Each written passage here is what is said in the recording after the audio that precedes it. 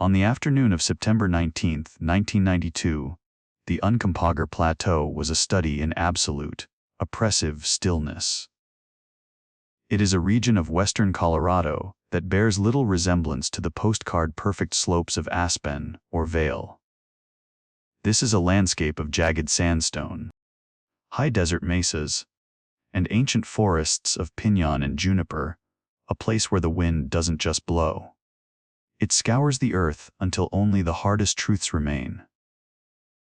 David Kolchak, a Forest Service ranger with 12 years of grit under his fingernails, was navigating a remote drainage known to locals as Serpent Creek. He wasn't looking for trouble, he was looking for storm damage. But what he found in a quarter-mile stretch of the canyon floor would effectively end the innocence of the plateau forever. Scattered among the cottonwood thickets and Russian olive trees were the remains of 12 human beings.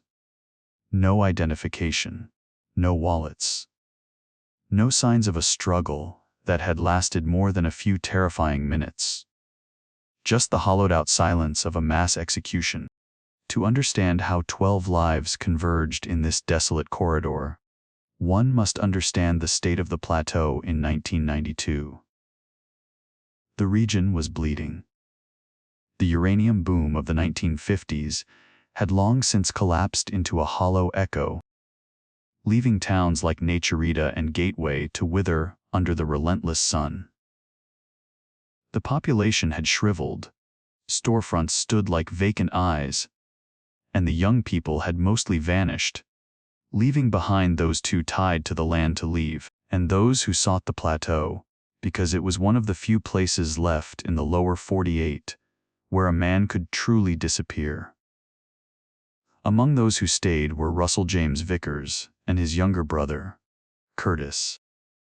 The Vickers family had ranched the same 200 acres of semi-arid dirt since the 40s. But by 1987, the bank had taken the land, and the plateau had taken their father's life. Russell was 34.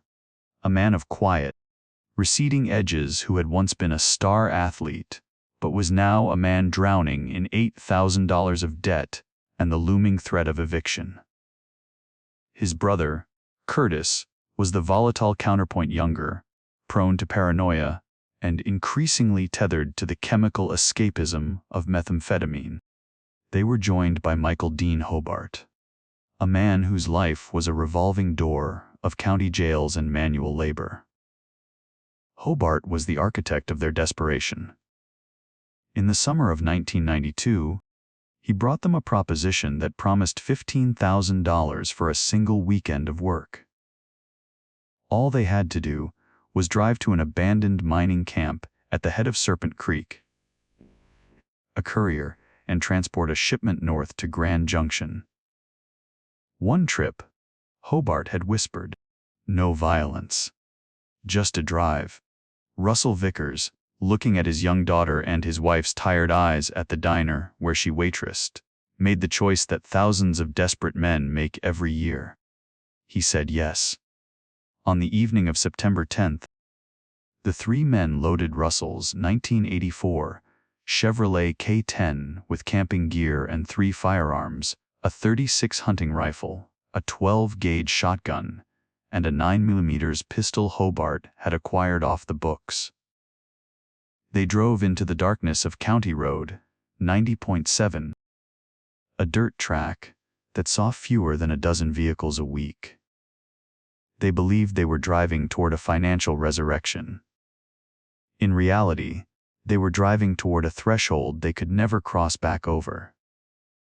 While the Vickers brothers were setting up their camp, in the shadows of the rusted mining structures, 2 other groups were beginning a journey of a different kind. The first was a group of 7 experienced hikers from Boulder, members of an outdoor club who sought the timeless feel of the plateau's unexplored canyons. Among them were Thomas Aldridge, a 38-year-old engineer with a steady hand and a love for maps, and Rebecca Haynes, a woman who wrote in her journal that the canyon felt like a place where time had stopped. They were joined by the second group, 5 college students from Fort Collins, fit and exuberant, celebrating the final week of summer before the autumn semester began. These 12 individuals met at a trail junction on the morning of September 11th. In the shared language of the wilderness, they became an instant community. They compared notes, laughed over dehydrated meals, and decided to travel together for safety. They descended into Serpent Creek Canyon, unaware that they were walking directly into the heart of a failing criminal enterprise. The hikers established their camp 3 miles downstream from the old mining site. That night, they purified water and watched the stars, feeling entirely alone in the vastness of Colorado. They had no way of knowing that less than an hour's hike away, 3 men were sitting around a dying fire, clutching a CB radio that refused to speak, their anxiety curdling into a dark, frantic energy. By the morning of September 12th, the courier was late. By noon, the silence on the radio was deafening.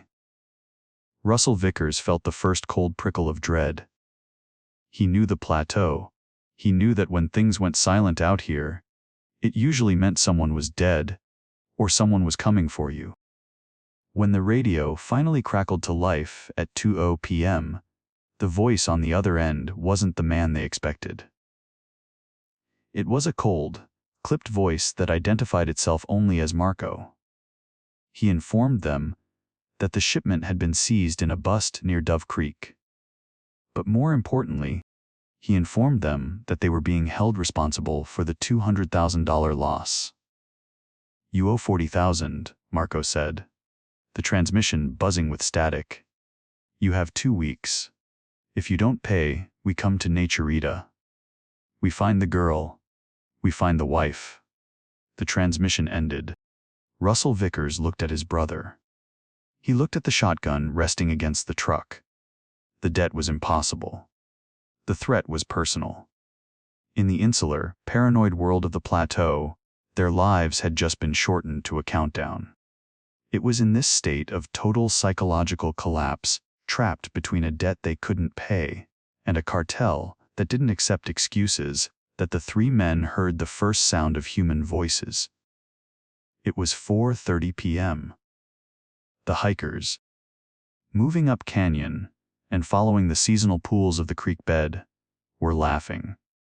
To an observer, they were 12 innocent people enjoying the golden hour of a Colorado afternoon. But to Michael Hobart, whose mind was already spinning with visions of hitmen and betrayals, they weren't hikers. "Scouts," Hobart hissed, gripping his pistol. "They're watching the camp. They're here to see if we're talking to the feds." Russell tried to argue, his voice weak with exhaustion. "They're just kids, Mike. Look at the packs. They're just hikers." "Timing is too perfect," Curtis added, his eyes wide and bloodshot. "We can't let 'em see the truck. If they see the plates, we're done. If they talk, we're dead." The 12 hikers rounded the final bend of the sandstone cliffs and stepped into the clearing of the mining camp. They stopped, looking at the rusted equipment, perhaps thinking it was a picturesque place to rest before the final climb. They saw the truck. They saw the 3 men. The silence that followed was the last moment of peace Serpent Creek would ever know. Curtis Vickers stepped out from behind a piñon tree, the 12-gauge shotgun leveled at the chest of Thomas Aldridge. "Nobody move," he screamed, his voice cracking with a terrifying, jagged edge. "Hands up! Get in the center! Hands up or I'll open you up right here!" 12 pairs of eyes widened in a collective, paralyzing shock. The timeless canyon had suddenly become a trap, and the 3 men standing before them were no longer neighbors or fellow citizens. They were the architects of a nightmare that was only just beginning. The stillness of the canyon had been a sanctuary for the hikers, but for the 3 men standing in the shadows, it was a pressure cooker. When Curtis Vickers stepped into the clearing with his shotgun raised, the transition from peace to peril was so instantaneous that the mind struggled to process it. Thomas Aldridge, the group's informal leader, didn't run. He stood his ground, his hands raised in the universal gesture of surrender, his palms pale against the darkening green of the forest. "We're just hikers," Aldridge said, his voice remarkably steady despite the adrenaline. "We're just passing through. Whatever you're doing here, it's got nothing to do with us." But to Curtis, the logic of the world had already failed. He didn't see an engineer from Boulder, he saw a witness. He saw a man who would go back to civilization and tell the sheriff about the truck, the guns, and the 3 desperate men at the old mining camp. He saw the face of the debt he couldn't pay. "Get on the ground!" Curtis screamed, the shotgun barrel jerking toward Aldridge's face. "Every one of you! Now!" The group complied, their movements sluggish with disbelief. One by one, 12 people who had been laughing minutes ago knelt in the dirt and sandstone dust of the clearing. Russell Vickers stood to the side, his .36 rifle held at low ready. He was watching his brother, looking for a way to reel him back. But the glint in Curtis's eyes was something Russell hadn't seen since they were children, a feral, cornered animal look that didn't respond to reason. Michael Hobart, meanwhile, had begun to move behind the kneeling group. His 9mm pistol was out, his thumb resting on the safety. Hobart was the one who had spent his life in the cracks of the law, and he knew that out here, in the deep silence of the Uncompahgre, the only thing that mattered was who was left to tell the story. "Check their packs," Hobart ordered, his voice a low, gravelly rasp. For the next 15 minutes, a surreal interrogation unfolded. Russell and Hobart began dumping the hikers' lives onto the ground. It was a cacophony of normal things: nylon sleeping bags, dehydrated beef stroganoff, spare socks, and rolls of film. Russell's hands shook as he rifled through a woman's pack and found a small leather-bound journal. He flipped the pages, seeing sketches of wildflowers and notes about the weather.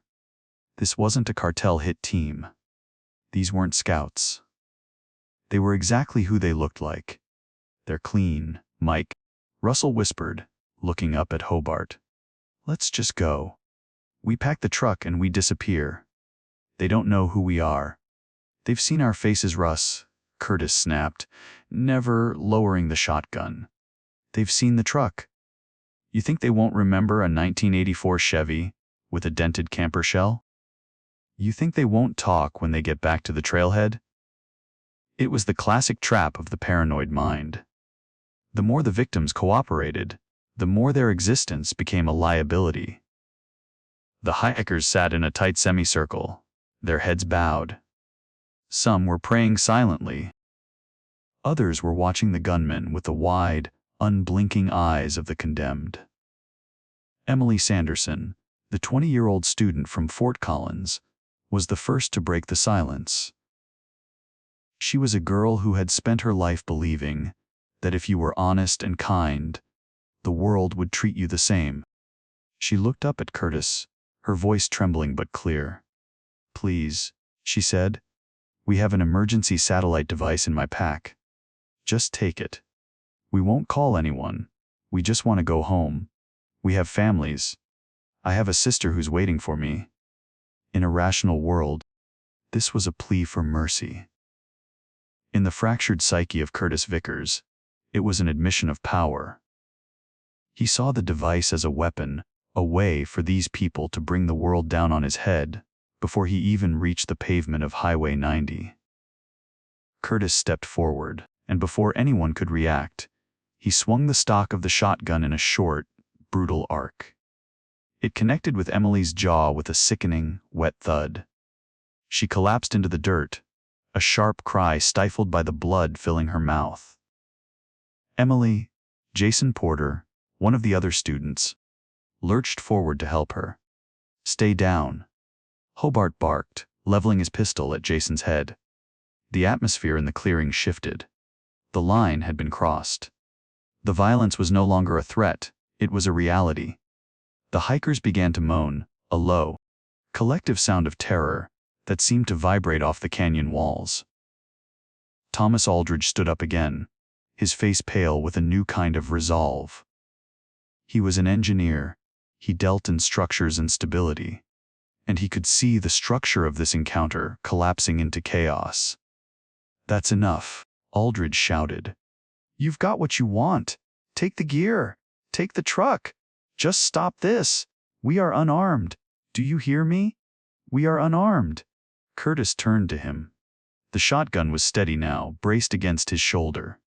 He looked at Aldridge not as a man, but, "You don't stop," Curtis whispered. The blast of the 12-gauge was impossibly loud. In the narrow confines of the canyon, the sound didn't just travel, it shattered. Thomas Aldridge was thrown backward, as if pulled by an invisible wire, a massive wound opening in his chest. He hit the ground and didn't move. For a heartbeat, there was a vacuum of sound. Then, the screaming began. It wasn't a coordinated panic. It was the raw, primal sound of 12 lives realizing they were in a slaughterhouse. Hikers scrambled in every direction. Some tried to crawl toward the cottonwood thickets. Others simply curled into fetal positions, covering their heads with their hands. "Stop them!" Hobart yelled, and he began firing his 9mm into the crowd. David Kern, a 33-year-old from the Boulder Group, was hit in the shoulder as he tried to pull his wife toward the trees. He went down, his blood staining the white sandstone, a vivid, impossible red. Rebecca Haynes, the woman who had written about the timelessness of the canyon, was kneeling over Aldridge's body, her hands pressed to his chest, as if she could hold his life inside him. She didn't even look up when Hobart turned the pistol toward her.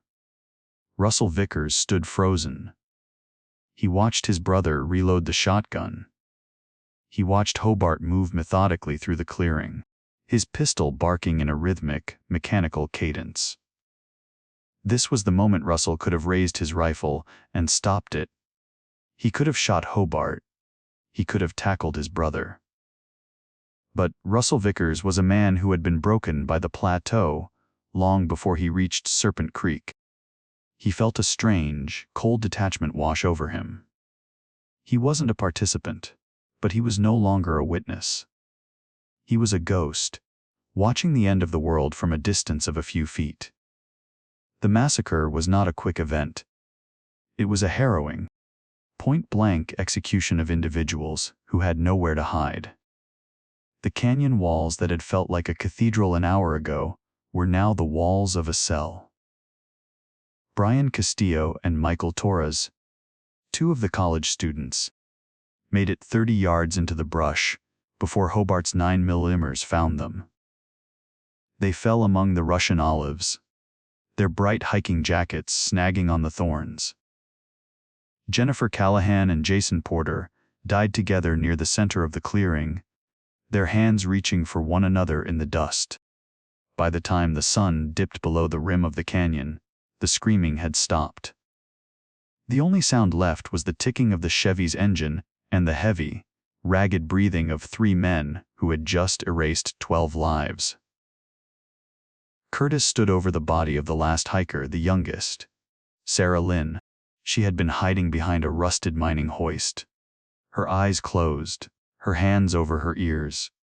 She hadn't even tried to run. She had simply waited for the world to end. Curtis pulled the trigger one last time. The silence that followed was different from the stillness David Kolchak would find a week later. It was a heavy, suffocating silence, thick with the scent of cordite and copper. The 12 hikers were gone, and in their place were 12 problems that needed to be solved before the moon rose over the Uncompahgre. The sun had retreated behind the jagged spine of the Uncompahgre Plateau, leaving Serpent Creek Canyon in a bruised, violet twilight. In the clearing of the old mining camp, the air felt heavy, as if the oxygen had been replaced by the metallic tang of blood and the acrid stench of spent gunpowder. 12 bodies lay across the sandstone floor, some huddled together, others sprawled in the lonely positions of those who had tried to run and failed. Russell Vickers stood at the edge of the clearing, his hunting rifle still clutched in hands that felt like they belonged to someone else.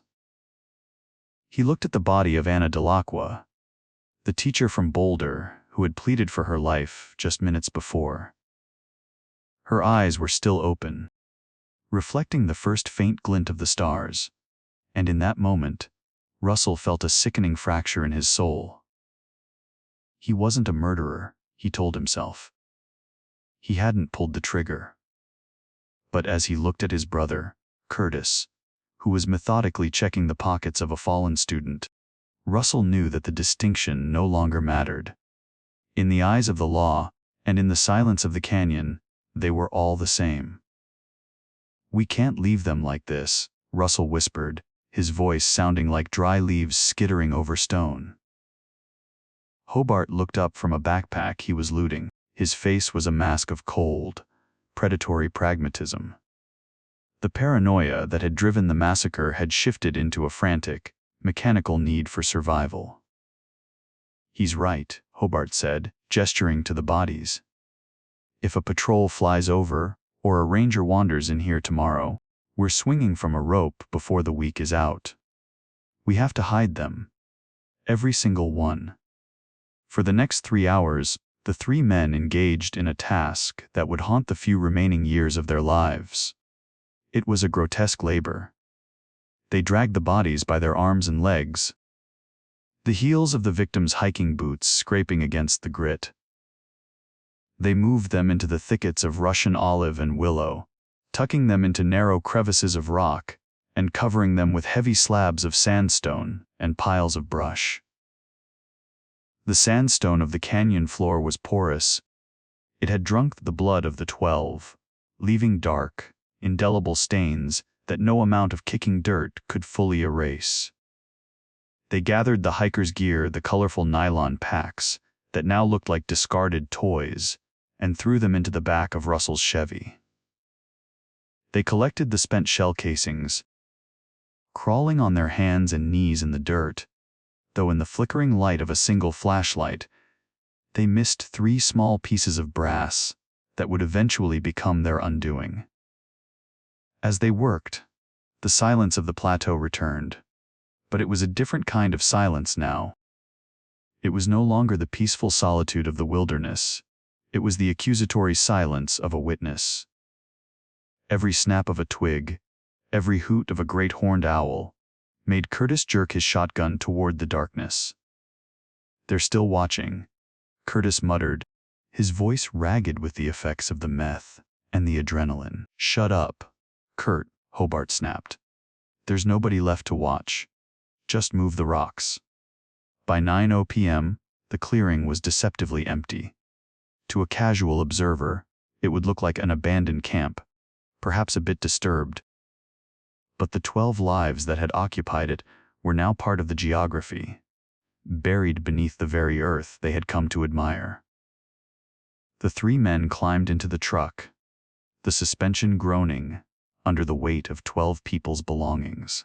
The drive out of the canyon was a slow descent into a different kind of hell. They didn't speak. The interior of the cab was thick with the smell of sweat and the unwashed gear of the dead. As they reached the pavement of Highway 90, Russell felt a momentary urge to simply drive the truck off a cliff and end it all. But then he thought of his daughter's face, and the instinct to survive, no matter the cost, took hold again. They stopped once at a remote ravine near Naturita to dispose of the gear. They watched as the backpacks and journals tumbled into the darkness, disappearing into the brush.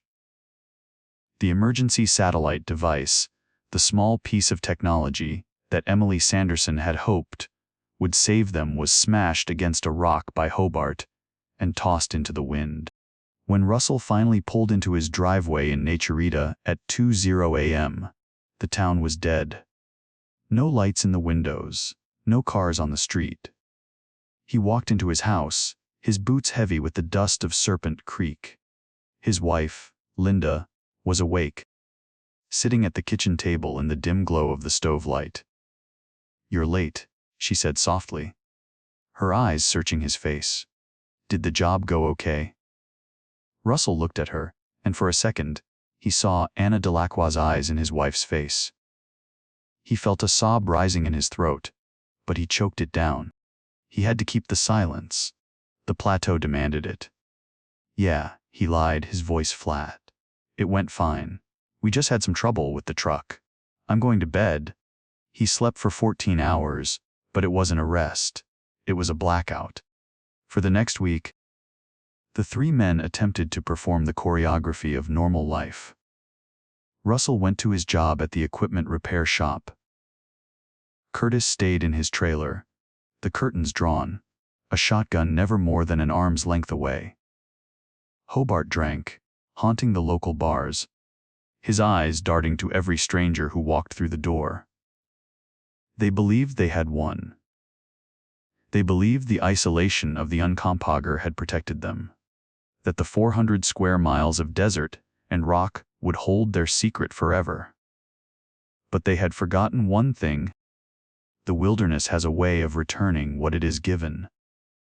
On September 19th, exactly 1 week after the first shot was fired, Ranger David Kolchak was riding his horse through the Serpent Creek drainage. He was miles off his usual path, pushed there by a nagging feeling that he couldn't quite name, a sense that the timeless canyon was holding its breath. He saw a flash of color in a willow thicket. It was a scrap of blue nylon, snagged on a thorn. He dismounted, his spurs jingling in the absolute quiet. As he stepped toward the thicket, he saw the first stone cairn, built too hastily to be natural. And then, he saw the flies. The silence of Serpent Creek was about to be broken by the sound of sirens, and the Vickers brothers were about to learn that on the plateau, the past is never truly buried. It is only waiting for the wind to shift. The discovery of the makeshift graves in Serpent Creek transformed the Uncompahgre Plateau from a remote wilderness into a sprawling crime scene. For Ranger David Kolchak, the sight of the blue nylon fabric was the end of a week of uneasy intuition. He didn't wait for the sun to set. He rode back to his truck and radioed for every available deputy in Montrose County. By the morning of September 20th, the canyon was teeming with forensic teams.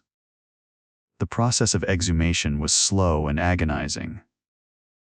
The victims had been buried under heavy sandstone slabs, a detail that suggested the killers hadn't just acted in a blind panic, but had stayed behind to methodically conceal their work. As the bodies were identified, the scope of the tragedy began to crush the local community. These weren't anonymous travelers. They were engineers, students, and teachers, people with lives that left wide, painful gaps behind them. The investigation, led by the Colorado Bureau of Investigation (CBI), initially stalled. There were no witnesses, no tire tracks in the hard-packed desert floor, and the Marco transmission had vanished into the ether of unrecorded radio waves. However, the 3 missed brass casings found by the forensic team provided the first break. Ballistics identified them as 9mm rounds, but more importantly, they bore unique tool marks from a firing pin that was slightly chipped, a fingerprint of the specific weapon used. Back in Naturita, the pressure was eroding the Vickers brothers. The town was small, and the arrival of federal agents and state police had turned every resident into a suspect. Russell Vickers, a man of habit, had become a ghost. He stopped going to the repair shop. He sat on his porch, watching the road, his eyes hollow. Curtis, fueled by a toxic mix of guilt and chemical paranoia, was the first to snap. He became convinced that Michael Hobart was going to kill them to clean up the last witnesses. On the night of October 2nd, Curtis took his shotgun and drove to the trailer where Hobart was staying. He didn't go to talk, he went to end the threat. The ensuing gunfight in the gravel lot of a roadside motel was short and chaotic. Curtis was hit in the leg, but Hobart was struck in the chest, dying before the sirens could even reach the scene. When the police arrived, they found Curtis Vickers weeping over Hobart's body, clutching the very 9mm pistol that had been used in the Serpent Creek Massacre. The chipped firing pin matched the casings from the canyon. Faced with the evidence and the death of his partner, Curtis Vickers confessed. But his confession was a jagged thing, filled with excuses about scouts and cartel debts. It was Russell Vickers, however, who provided the most haunting testimony. Russell turned himself in 3 days later. He didn't ask for a lawyer. He sat in an interrogation room and spoke for 6 hours, detailing every minute of that afternoon in Serpent Creek. He spoke of the hikers' laughter, the way the light hit the sandstone, and the exact moment he realized he was no longer a good man. The plateau didn't kill them, Russell told the investigators, his voice a flat, dead monotone. We did. The plateau just watched. It always just watches. The trial in 1993 was a somber affair that drew national attention to the plight of the forgotten West towns left behind by industry, where desperation could curdled into such extreme violence. Curtis Vickers was sentenced to 12 consecutive life terms without the possibility of parole. Russell Vickers, despite not firing a single shot, received the same sentence as an accomplice to mass murder. Today, Serpent Creek Canyon is a place of profound silence. A small, understated plaque sits near the trailhead, listing 12 names. The mining camp has been reclaimed by the desert.